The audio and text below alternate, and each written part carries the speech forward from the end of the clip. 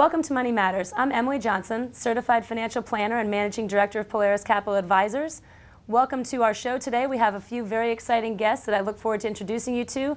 Todd McGarity, the Equity Portfolio Strategist for Polaris, and Charlie Clark, the Vice President of Communications for the Hilton Head Bluffton Chamber of Commerce. Before I introduce you to them, however, I'd like to talk a little bit about what's gone on market-wise and what we expect over the upcoming week.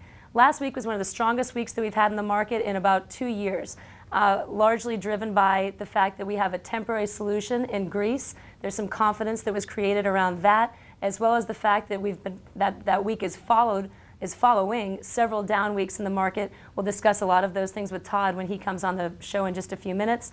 This week upcoming, we have a jobs report. I think that probably is anticipated. We'll also discuss that in our next segment. So before we get into a little bit more in-depth conversation with Todd about what's going on market-wise and a few other investment constructs that you might be able to take advantage of given the market, please welcome David Kroll to discuss the Mortgage Minute, and we'll see you after the commercial break. Hi, this is David Kroll with the Mortgage Minute. I'm with Mortgage Network, and last week I talked to you about the availability of mortgage money. This week I'd like to point out that there is a second variable to money. There's availability, which is a huge one, and there's price, which is on the tip of everybody's tongue. At the moment, the price of mortgage money is cheap. It's 4.5%, 4.75% for long-term money, in the 3s for short-term money. But money is interesting stuff. Its price is relative to something. If what you buy with it, your home, is going down in value, then 4.5% is very expensive. If what you buy with it, a different home, is going up in value and the economy is booming, then 6 or 7 or 8% money is cheap. I'd like to leave you with that little problem, that little mind twister, and I'm going to address it again next week. Thank you.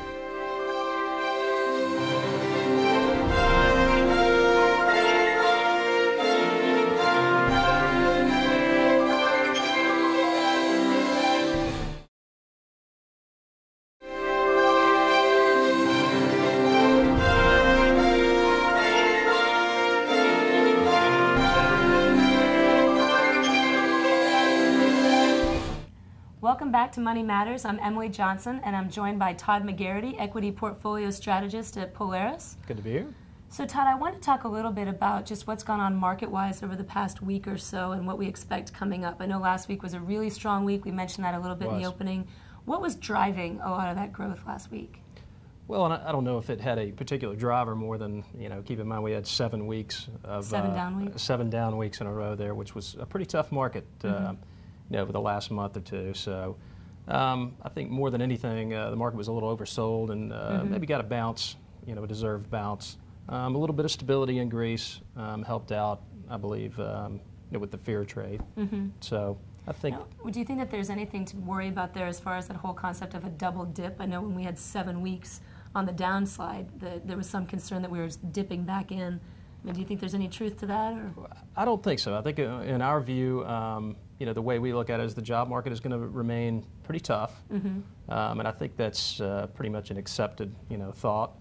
There's a jobs report coming out this week, right? We've got a jobs report coming out on Friday, and right now everybody is so focused on the jobs report that they lose sight, I believe, of the fact that we are making some improvement, job report-wise, or job numbers-wise. It's just not the improvement, I guess, people, with the amount of stimulus that we've had, it's just not the improvement that I think people expected to see at this point. There's been a lot of interesting commentary. I know, was it Michael Dell, I think, was on. He was talking about that it's not so much the job number that's the problem, it's the types of jobs that are out there. And that's a little worrisome, because what he was saying is that the concern is that we don't have enough of the higher educated, higher trained type jobs. We have a lot more skilled labor, or sort of labor type jobs. So, how do you think that's going to impact the market? And or is it at all? Well, I think what you see, Emily, is a big push from business leaders like Michael Dell and the sort that are really, really concerned about the lack of talent, especially from an engineering standpoint, a high-tech job standpoint.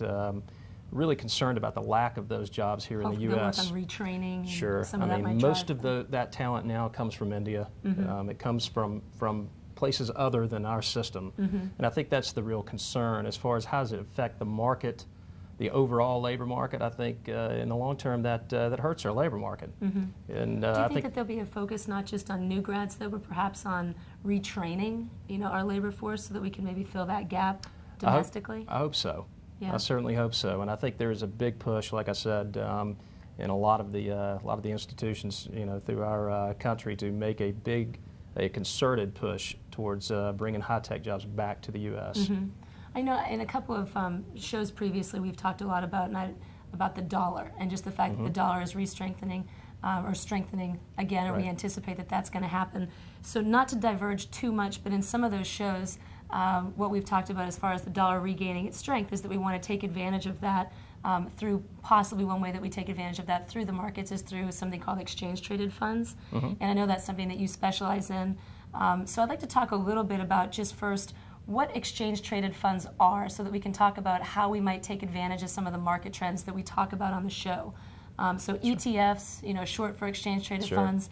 You're an equity strategist, so what are ETFs as far as you use them, and how do you use them? Well, ETFs really have changed the investment landscape, so to speak, for not only for institutional investors, but for portfolio managers, for individual investors. And it really, an ETF really has the ability to own, of course it stands for exchange-traded funds, and everybody hears the ETF, word all the time now in investing, but it really is a basket of stocks, meaning you can own anything from an index, something that tracks an index, to a commodity, to a basket of stocks, depending on the sector that you want to concentrate on. So they differ. Exchange-traded funds differ from mutual funds primarily in the fact that they're tracking an index, is my understanding. They track an index, and it allows you to kind of take a tactical view on the market or take a tactical perspective as well as a strategic one. Because tell me about the kinds of indexes that ETFs track.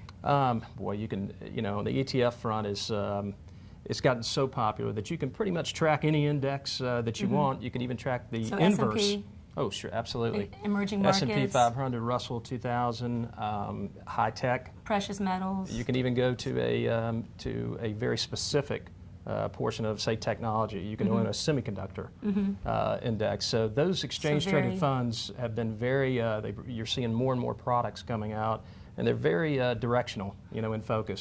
So if somebody doesn't necessarily want to invest in one specific stock, they feel, for example, like the banking sector is going to be strong for some reason, like they're going to pull us out of the recession. So banking sector is strong, but don't want to bet on Bank of America or Citi, you might make a directional play through an ETF that's financial services. If you feel like, for instance, that that the financial sector is going to have some improvement, but you don't want to put yourself in a situation where you have to pick the winner in that particular sector, you can get a lot of diversification by saying, hey, I may not be right on the right stock, but I feel like the sector is coming back, and you can own you can own the sector without single stock risk, which is really what has changed the landscape so much. You don't have to be, you can. There are leveraged ETFs. Okay, explain to me a little bit about that leveraged ETF, because whenever anybody hears leverage, these days leverage is bad. So, but in this case, I mean, it's actually an opportunity. Right. I think it can be an opportunity. It can be something that you need to watch out for too, because it does add volatility to to a portfolio. But so tell me, what do you mean when you say a leveraged ETF, and give me an example. If you don't mind. For instance, if you wanted to own a basket of financials, and you said, hey, I just want to own an ETF that tracks the financial index, financial stock index. You could own that ETF, but you could also have what they call a 2X. They actually have 2X and 3X on a leverage, which means that tracks that index times 2. Gotcha. So you get double leverage. So if you feel strong about a particular trend, then that might be a direction that you would go. Okay. Exactly. Without the biggest, I guess the biggest positive of that is you can actually leverage inside of a portfolio without using margin. And margin another bad word. I know. Yeah, that's right. But it allows you to do that, so you don't have margin interest, you don't have the cost normally associated with leverage in a portfolio.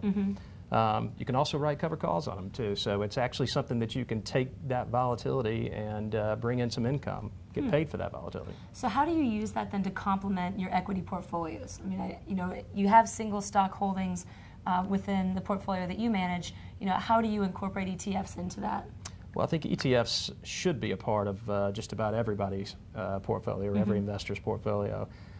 You don't, like I said, you don't have to own a leveraged ETF to get exposure in certain sectors. But if any equity portfolio manager is out there without using ETFs to somehow track a underlying macro theme, then I think they're doing a disservice to their client. Well, and one other thing that we should mention just real quickly is the ETFs also tend to be a lot less expensive. So that That's might right.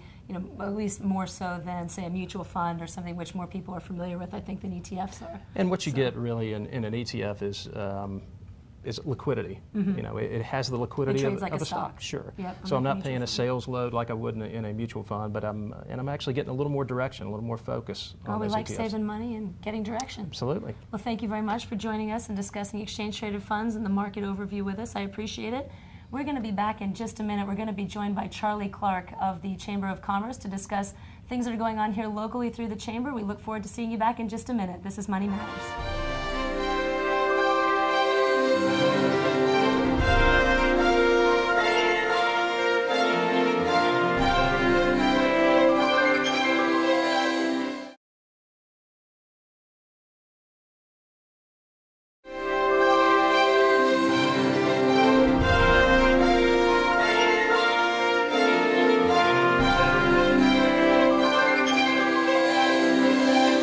Welcome back to Money Matters. I'm joined by Charlie Clark, the Vice President of Communications from the Hilton Head Bluffton Chamber of Commerce. Thank you very much for joining us today. Thanks for having us. So I wanted to talk to you a little bit about just what you're seeing as far as how this summer is shaping up. The island is slammed, which I love to see. So what are you seeing as far as trends this summer, where people are coming from, what you're hearing from businesses? Just talk to me. It's funny when you live here and you're in the industry, you kind of have a feel for it. You kind of know, hey, it's full, it's not full. But really, I can what get we on do, the island, I can't right? get I on can the get on the island. How far is traffic backed up off the island? Kind of as a barometer for locals. We really just look at the numbers. I mean, we really, really look at the numbers. We look at occupancy. We look at average daily rate. They're coming. What are they paying? How much? Is it really pumping into the economy? So we take a look at all of that.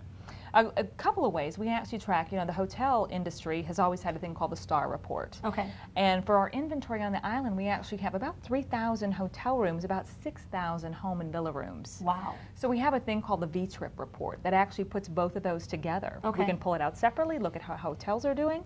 We can take a look at how home and villa is doing. We can look at them together. So you really get a good portrait of what's happening in travel and tourism and how that's affecting us. And in real time, I mean, do you get that on sort of a weekly basis? Absolutely, absolutely. Wow. And then we in turn also do a thing called advanced reservation reports. We look at the coming weekend. We look at July 4th to see what's happening July 4th.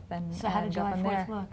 Full as always. It's always a sellout weekend for us. So we've been really pleased. We're up this year in tourism to the tune of, in some months, 8%. That's we're kind up of overall. surprising, given that last year, actually, I thought we actually benefited, I think, somewhat from the oil spills, or that was what the expectation was. So it's good to hear that we're up even beyond that. It's funny is we are up, and we were up last year. There was a saying in the last couple of years in tourism called "flat is the new up."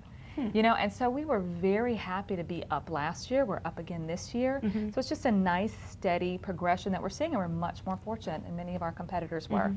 Hilton Head is sort of the comfort destination of destinations. It's easy to get to. Family-oriented. A lot of people were really, really looking, especially during this recession, to reconnect, and relax and reconnect. It's been a hectic few years for a lot of people. And Hilton Head has always been about 70% of people who come here again.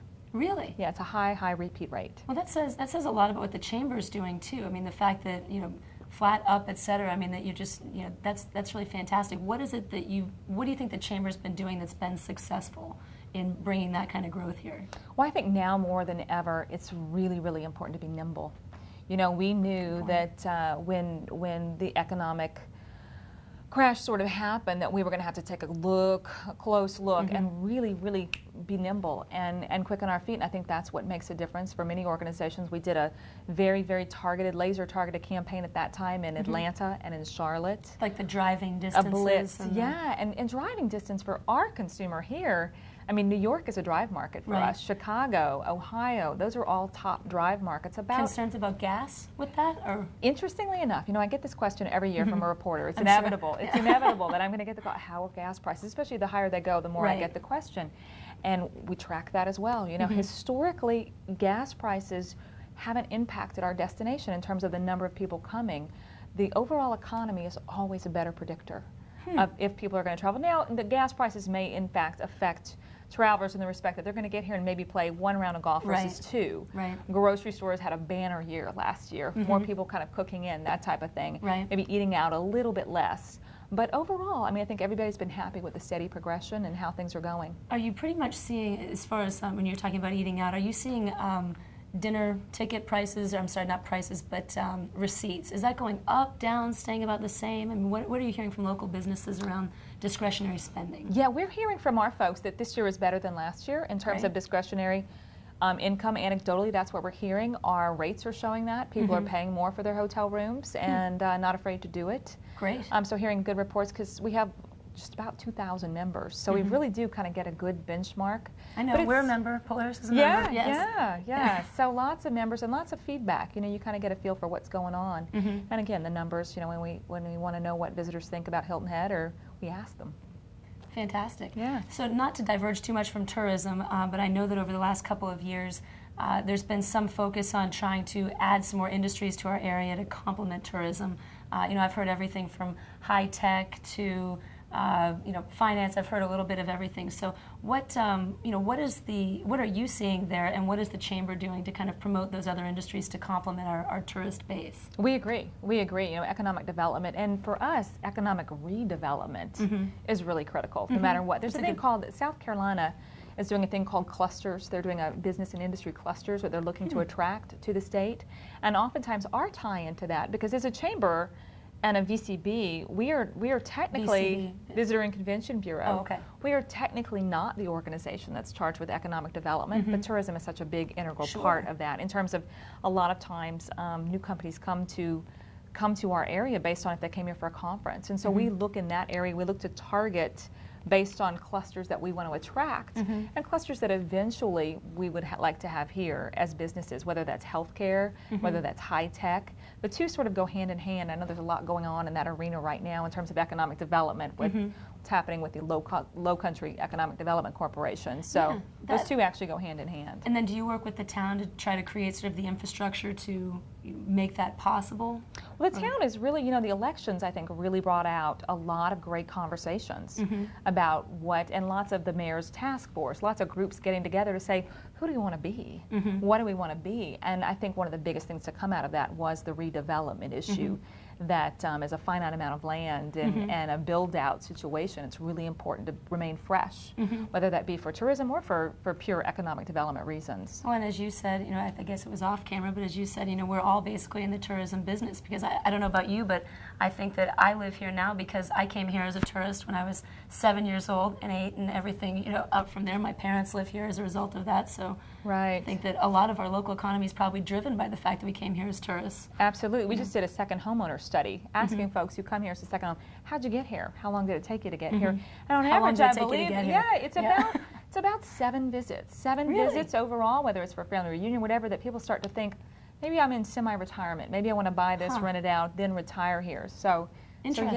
Yeah, we kind of take a really close look at what people are doing in their patterns. Great.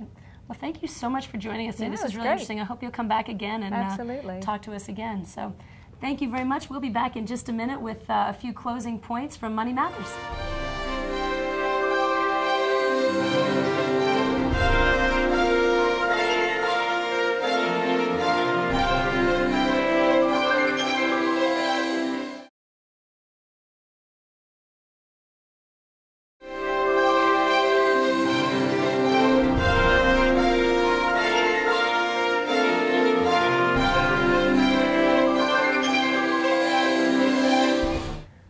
Welcome back to Money Matters. I'd like to close the show today with a few parting shots, suggest some action items that you might want to take to impact your own portfolio, your own investments. First and foremost, looking at the quarter ahead, make sure that you are looking at your portfolio relative to expectations for the quarter, taking advantage of any profits that you might have gained over the last few quarters, and positioning yourself for growth going into the third quarter. That's number one, just a basic rebalancing.